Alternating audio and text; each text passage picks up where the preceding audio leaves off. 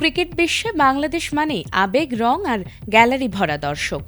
গত এক দশকে আইসিসির প্রতিটি বৈশ্বিক আসরেই বাংলাদেশের সমর্থকদের উপস্থিতি বাড়তি আকর্ষণ তৈরি করেছে।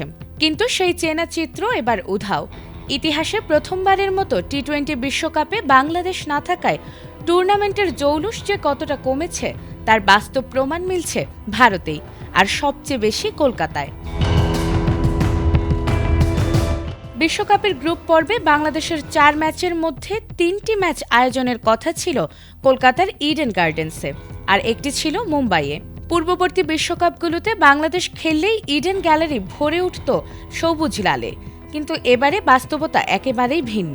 খোদ ভারতের গণমাধ্যমগুলো জানিয়েছে, বাংলাদেশ না থাকায় কলকাতার দর্শকদের আগ্রহে বড় ধাক্কা লেগেছে। বাংলাদেশের জায়গায় স্কটল্যান্ডকে অন্তর্ভুক্ত করার এই সিদ্ধান্তই এই পরিস্থিতির মূল কারণ বলে মনে করছেন অনেকেই।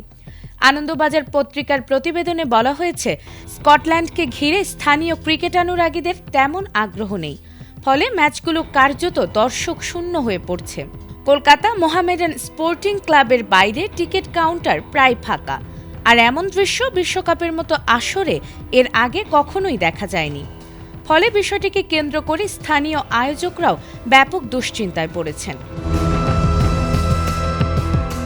টিকিট বিক্রির এ পরিসংখ্যান তো আরও হতাশাজনক। উদ্বোধনী দিনে ইডেন গার্ডেন্সে ওয়েস্ট ইন্ডিজ ও স্কটল্যান্ড ম্যাচের জন্য গতকাল পর্যন্ত বিক্রি হয়েছে মাত্র 2917টি টিকিট, যেখানে স্টেডিয়ামের ধারণ ক্ষমতা 65,000।